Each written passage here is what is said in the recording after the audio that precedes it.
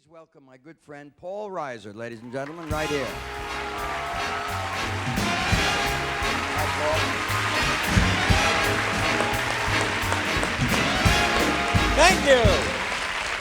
Thank you. Thank you. This is quite a pleasure. Thank you, Jerry. Nice to be here in beautiful Las Vegas. I'd like it just a little bit hotter, frankly. It's not hot and humid enough for me. I like to step off a plane and actually pass right out, but this will be fine. I just got to share this. I was walking through the hotel, and this woman came over very nice and said, "Oh, do you mind if we take a picture? Would you mind taking a picture together?" And I said, "I'd be delighted, but you'll have to have a camera. I don't carry one." So she has a camera, and a guy walks by. She doesn't know the guy, a stranger. She goes, "Sir, would you take a picture?" And she gives the man her camera. What is it with us and cameras? We just give them away. We don't care who they are. This is a country where a house is broken into every minute and a half. A car is stolen every 40 seconds. But cameras, we just give them away. We don't care. To anybody. They have no credentials. You just go to a stranger. "Sir, you seem to be out of prison at the moment. Would you mind?" Here's what I'm going to do. I'm going to hand you a very expensive piece of equipment and then walk away. That's what I'm going to do. Just on the mere hope that you won't sprint like a gazelle into a moving car. All I have is a prayer. You know who actually takes the most pictures? The people who use the most film in this country are obviously people on vacation and parents of new babies. First-time parents. Anybody has a first-time kid, they take a picture every 9 seconds. Just that kid is documented minute by minute from birth. Here's him coming into the world. Here's him getting toweled down. Here's his first meal. Here's his first sandwich. Everything. They shoot. Second kid, it starts to wear off. Some of the thrill is gone. They will, and by the third or fourth kid, they don't have as many pictures. No pictures, actually. Maybe if you're the fifth kid in the family, here's one shot of the kid running away from home. That's all we have. You see the bus station? Yeah, he was running to the Greyhound there. When I was a kid, we used to go on vacation. My father was the picture taker. He was never in the pictures. He was always pushing people around. You stand over there, you get over there, you stand over there. You never saw him in the pictures, just his thumb when it was blocking the lens. That's all I have to show kids years from now. You see that? That was your great-grandfather's thumb. You see how you look like him? A little bit. My father always had, the one rule of picture taking in my family was that you had to have family in the shot. You could never take a beautiful picture of a sunset. Go look at the beautiful sunset. My father would go, "All right, stand next to the sunset. Let me get you in the sunset." You missed a lot of great opportunities. You could be camping. "Oh, look, there's Bigfoot. All right, stand next to Bigfoot. Let me get you and Bigfoot." "But Dad, he's running away." "Well, catch him, because unless you're standing next to him, you can't appreciate the actual height differential there.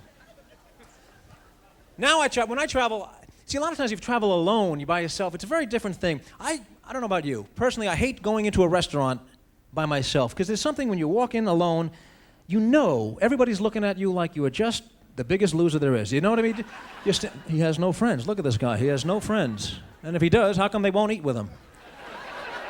You never walk in by yourself? Most tables are set for two. They presume people come together, and you go, "How many are you?" "One." And they take away the other plate just to rub it in, to make sure nobody can join you, even if you meet somebody. "We'll take that away because you're a loser. Let's just get that away."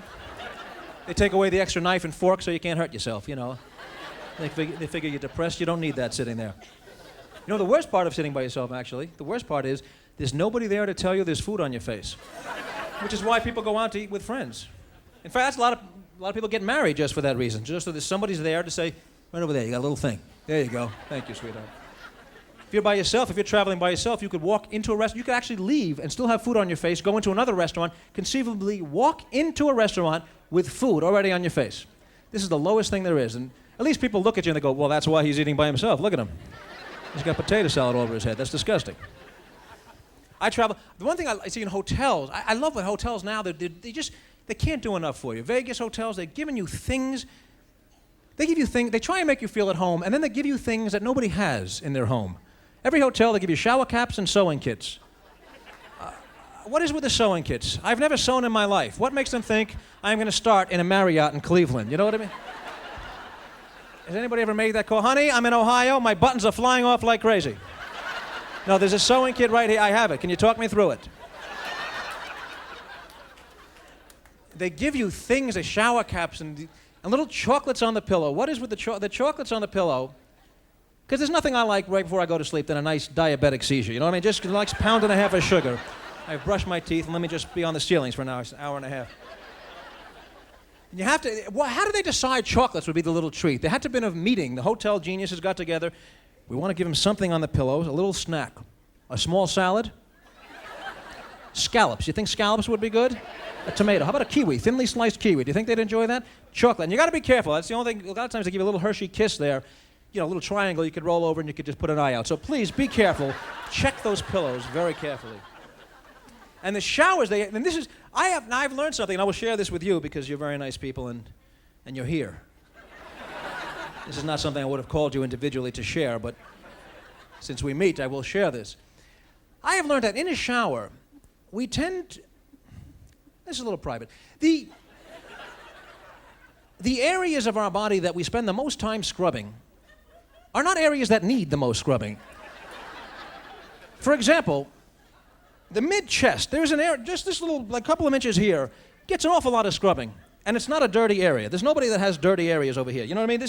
You could not even get this part. It's just convenient. That's why we do it. It's here. It doesn't take any effort. You can think about your day while you're scrubbing. Do you know what I mean? There's no dirt. You can never get dirty unless you're like eating soup naked. There's no way. Or if you trip out of a pool with your arms back. You know? Otherwise, but your feet, which actually need to be scrubbed, never get it done just because it's too far away. You know what I mean? No matter how tall you are, it's just not worth the effort. You go, well, they'll get dripped on. They'll be fine. Thank you very much, ladies and gentlemen. Paul Reiser.